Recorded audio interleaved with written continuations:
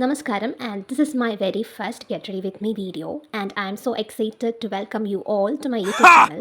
നമ്മൾ ഗുരുവായൂർ അമ്പലത്തിലേക്കാണ് പോകുന്നത്. And first ഞാൻ അപ്ലൈ ചെയ്തത് ഒരു റോസ് വാട്ടർ ടോണറാണ്. എല്ലാവർക്കും സുപരിചിതമായിട്ടുള്ള ഒരു ടോണറാണ്, ബിക്കോസ് എല്ലാ കടയിലും ഇത് അവൈലബിൾ ആണ്. ദെൻ ഞാൻ പോൺസിൻ്റെ ഒരു മോയ്സ്ചറൈസറാണ് ഇട്ട് കൊടുക്കുന്നത്. ഇന്ന് ഞാൻ ചെയ്യുന്നത് വെറും ലൈറ്റ് ആയിട്ടുള്ളൊരു മേക്കപ്പാണ്. മേക്കപ്പ് ഇട്ടിട്ടുണ്ടോ എന്ന് ചോദിച്ചാൽ ഇല്ല. മേക്കപ്പ് ഇടാത്ത ആ ഒരു ഫീൽ കിട്ടുന്ന ഒരു, നമ്മൾ ഏതൊരു മേക്കപ്പ് ചെയ്യുമ്പോഴും നമ്മുടെ സ്കിൻ കെയർ പ്രോപ്പറായിട്ട് ചെയ്തിരിക്കണം, എങ്കിലും നമുക്ക് ആ ഒരു സ്മൂത്ത് ലുക്ക് കിട്ടത്തുള്ളൂ.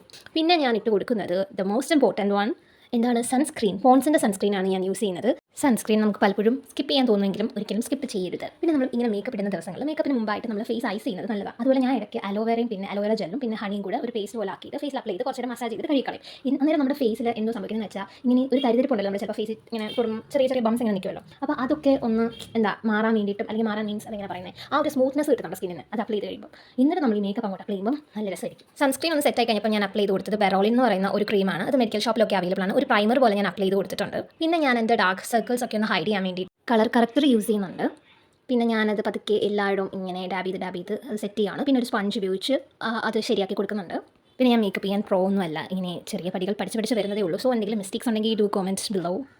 പിന്നെ നമ്മുടെ ഈ മൗത്തിന് ചുറ്റുമുള്ള പിഗ്മെൻറ്റേഷൻ ഉണ്ടല്ലോ, പ്രത്യേകിച്ച് ഇന്ത്യൻ സ്കിൻ ടോൺസിന് അങ്ങനെ പിഗ്മെൻറ്റേഷൻ വരുന്നതാണ്. സോ എനിക്ക് അതുകൊണ്ട് അങ്ങനെ ഞാൻ അവിടെയും ആ കളർ കറക്റ്റർ തന്നെ യൂസ് ചെയ്യുന്നുണ്ട്. പിന്നെ ഞാൻ ലാക്മിയുടെ ഒരു ഫൗണ്ടേഷനാണ് എടുക്കുന്നത്. ഫൗണ്ടേഷൻ ഞാൻ വളരെ കുറച്ചേ എടുക്കുന്നുള്ളൂ, കൂടിപ്പോയാലോ എന്ന് വിചാരിച്ച്.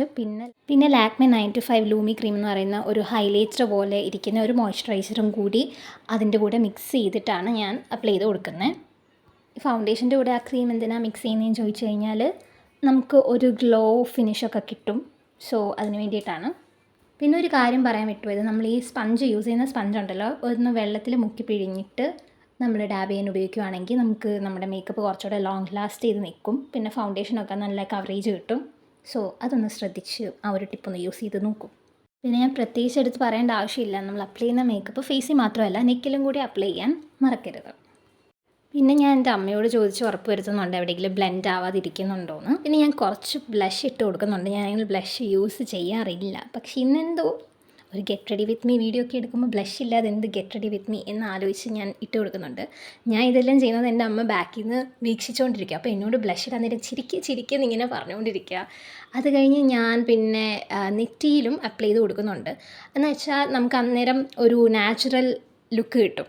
പിന്നെ ഞാൻ ആ ലാക്മി 95 ആ ഹൈലൈറ്റർ സംഭവം ഉണ്ടല്ലോ, അത് ഞാൻ ഹൈലൈറ്റ് ചെയ്യേണ്ടടുത്തൊക്കെ അപ്ലൈ ചെയ്യുന്നുണ്ട്.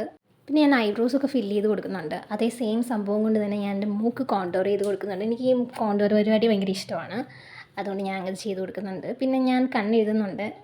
ഞാൻ അത്ര കോൺഫിഡൻ്റ് അല്ല കണ്ണെഴുതുന്ന വീഡിയോ എടുക്കാൻ വേണ്ടിയിട്ട്. സോ ഞാൻ ഐലൈനർ എടുത്ത ക്ലിപ്പ് ഇട്ടിട്ടില്ല. പിന്നെ ഞാൻ ഒരു കാജൽ എടുത്തിട്ട് നന്നായിട്ട് അകത്ത് വരച്ചു കൊടുക്കുന്നുണ്ട്. ദെൻ ആ ഐലൈനർ കൊണ്ട് തന്നെ ഞാൻ ഒന്ന് ഒരു ഔട്ട്ലൈൻ പോലെ കൊടുക്കുന്നുണ്ട് താഴെയും. സോ എന്താ സംഭവിക്കുന്നതെന്ന് വെച്ചാൽ പെട്ടെന്ന് നമ്മുടെ കൺമഷി പരക്കത്തില്ല. പിന്നെ ഞാനൊരു ലിപ് ബാം ഇട്ട് കൊടുക്കുന്നുണ്ട്, ചാപ്ടെക്സിൻ്റെ, ആൻഡ് മൈ ഫേവറേറ്റ് ലിപ് ബാമാണത്. പിന്നെ ഞാൻ സ്റ്റുഡിയോയിൽ നിന്ന് മേടിച്ച ഒരു ലിപ്സ്റ്റിക്കാണ്, അതിൻ്റെ ഷെയ്ഡ് ഞാനിവിടെ മെൻഷൻ ചെയ്തേക്കാം. ലിപ്സ്റ്റിക്ക് എന്തെങ്കിലും എക്സസ് ആയിട്ടുണ്ടെങ്കിൽ അത് ടിഷ്യൂ പേപ്പർ കൊണ്ട് കളയുന്നുണ്ട്. അടുത്തതാണ് ഒരു മുട്ടൻ ചടങ്ങ്, സാരി ഉടുക്കുന്നത്. അങ്ങനെ ഞാൻ പെട്ടെന്ന് സാരി ഉടുത്ത് കഴിഞ്ഞു. പിന്നെ ഞാൻ ഈ പൊട്ട് വെച്ച് നോക്കി. അപ്പോൾ അമ്മയ്ക്ക് ഈ പൊട്ട് ഇഷ്ടപ്പെട്ടില്ല, മീൻസ് എനിക്ക് ചേരുന്നില്ല എന്ന് പറഞ്ഞു. അപ്പോൾ ഞാൻ ആ പൊട്ട് മാറ്റി. പിന്നെ ഞാൻ കുപ്പിവള ഇട്ട് കൊടുക്കുന്നുണ്ട്. എനിക്ക് കുപ്പിവള ഭയങ്കര ഇഷ്ടമാണ്. പിന്നെ ഞാൻ ഒരു ജിംക ഇട്ട് കൊടുക്കുന്നുണ്ട്. ഈ ജിംക്കയും എനിക്കിഷ്ടമാണ്. പിന്നെ എനിക്കിഷ്ടമല്ലാത്തത് ഈ മാലയായിരുന്നു. ഒത്തിരി എന്ന് വെച്ചാൽ മാലയും കമ്മലും കൂടെ എല്ലാം കൂടെ ആകുമ്പം എനിക്കെന്തോ പോലെ തോന്നും. പക്ഷേ അമ്മ പറഞ്ഞു നല്ല രസമുണ്ട്, ഇടാൻ പറഞ്ഞു. പിന്നെ അമ്മ പറഞ്ഞുകൊണ്ട് അപ്പീലില്ലാത്തതുകൊണ്ട് നമ്മളതങ്ങ് ഇട്ടു. പിന്നെ ഞാൻ മുടിയൊക്കെ പെട്ടെന്ന് ചെയ്യുന്നുണ്ട്. മുടി ചെറുതായിട്ട് നനഞ്ഞിരിപ്പുണ്ട്. അതും ഒരു ടാസ്ക്കാണ് ഈ മുടി കിട്ടുന്നത്. ബിക്കോസ് ഞാൻ ആ ഇടയ്ക്കായിരുന്നു എൻ്റെ മുടി ഷോർട്ട് ചെയ്തത്. അതുകൊണ്ട് ഇത്തിരി മുടി ഉള്ളത് കൊണ്ട് കെട്ടാൻ കുറച്ച് പാടാണ്. എങ്കിലും ഞാൻ എങ്ങനെയൊക്കെയോ കെട്ടുന്നുണ്ട്. മനസ്സിൽ മൊത്തം കരയുക, എന്തെങ്കിലും പുറത്ത് മിണ്ടിയാൽ അമ്മയുടെ കയ്യിൽ നിന്ന് പടി കിട്ടും. സ്ട്രെയിറ്റ്നറും കേളറും ഒക്കെ നമ്മുടെ കയ്യിൽ ഉണ്ടായിരുന്നു. പക്ഷേ സമയമില്ലാത്തത് കാരണവും ക്യൂ നിൽക്കേണ്ടത് കാരണവും ഞാനതൊന്നും എടുത്ത് പ്രയോഗിച്ചില്ല. പിന്നെ മുടി എങ്ങനെയൊക്കെ കെട്ടിയിട്ടും എനിക്കൊരു സാറ്റിസ്ഫാക്ഷൻ വരുന്നില്ലായിരുന്നു. പിന്നെ അവസാനം എങ്ങനെയൊക്കെയോ ഞാൻ കെട്ടി. മുടിക്ക് നേരത്തെ നീളം ഉള്ളത് കൊണ്ട് അന്നേരമൊക്കെ സാരി ഉടുക്കുമ്പോൾ എനിക്ക് കുറച്ചും കൂടെ ഭംഗി തോന്നിയിട്ടുണ്ടായിരുന്നു. ഇപ്പോൾ എന്തോ കണ്ടപ്പോൾ എന്തോ ഒരു ഇതുപോലെ. പിന്നെ ഞാൻ സെറ്റിംഗ് സ്പ്രേ ചെയ്ത് കൊടുക്കുന്നുണ്ട്. അത് കുറച്ച് ഡിസ്റ്റൻസിൽ വേണം സ്പ്രേ ചെയ്യാൻ. എന്നിട്ട് കുറച്ച് നേരം ഇതുപോലെ കണ്ണടച്ചിരിക്കണം. ഇനി ഇത് സെറ്റ് ആവാൻ വേണ്ടി നമ്മൾ കുറച്ച് സമയം കൊടുക്കണം. അങ്ങനെ ഞാൻ അറ്റ് ലാസ്റ്റ് റെഡിയായി കഴിഞ്ഞിരിക്കുന്നു. ഇനിയും ക്യൂ നിൽക്കാൻ പോവുകയാണ്. ഫൈനലി ഞാൻ get ready with me complete ചെയ്തിരിക്കുന്നു. ഇനി ഒരു കാര്യം ഇപ്പോൾ ചെയ്യാനുണ്ട്, മുല്ലപ്പൂ വെക്കണം. മുല്ലപ്പൂ കട്ട് ചെയ്യാൻ വേണ്ടി കത്രികയില്ല, അപ്പോൾ അവരോട് ചോദിച്ചേക്കാം. അതുപോലെ നമ്മൾ കൺമഷി എഴുതി കഴിഞ്ഞ് കുറച്ച് പൗഡർ ഇടണം, അല്ലെങ്കിൽ പരക്കും. ഞാൻ ലാസ്റ്റ് ചെയ്യാമെന്ന് വെച്ച് ഇപ്പോൾ സെറ്റിംഗ് സ്പ്രേ മേടിച്ച് കുറച്ച് പൗഡർ എടുക്കുക. എന്നിട്ട് നമ്മൾ ചെറുതായിട്ടൊന്ന് തൂത്ത് കൊടുക്കണം. അല്ലെങ്കിൽ ഇത് അവിടെ ചെന്ന് ക്യൂ നിൽക്കണ്ടേ, ക്യൂ നിന്ന് കഴിയുമ്പോഴത്തേനും ഞാനൊരു കാട്ടാളിയായി മാറും.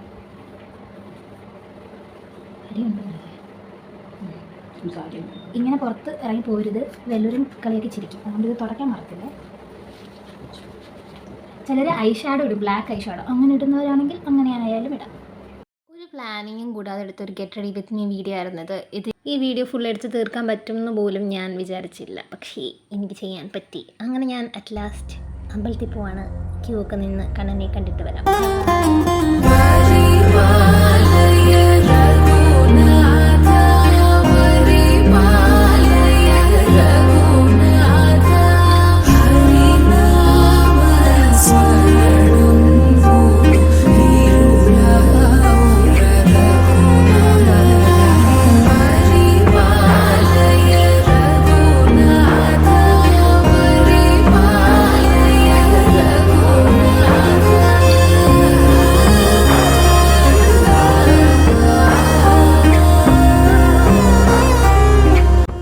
അങ്ങനെ ഞങ്ങൾ നല്ല വൃത്തിയിൽ ഭഗവാനെ കണ്ട് തൊഴുതു. 1-2 മണിക്കൂർ ക്യൂ നിൽക്കേണ്ടി വന്നാലും നന്നായിട്ട് തൊഴാൻ പറ്റിയായിരുന്നു.